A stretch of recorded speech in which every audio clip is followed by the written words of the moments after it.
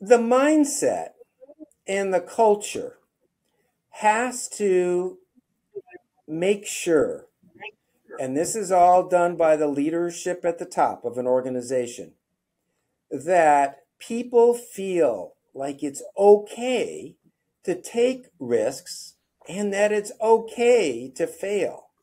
And the way we frame it is that 60% success rate. And so that means if 10 services are launched into the marketplace, four of those are not going to make it. And those four that don't make it, that's okay because that means that you've been able to generate the revenues and the earnings from those other six that will address your goals. But see, framing it that way, as opposed to too many organizations. I will walk in and I'll have a CEO that'll say, "Oh, can you believe that failure that we had?" And it was, and then he'll or she will talk about that failure all the time internally. Well, that's the last thing in the world you want to do. You want to learn from the failures, but employees are smart.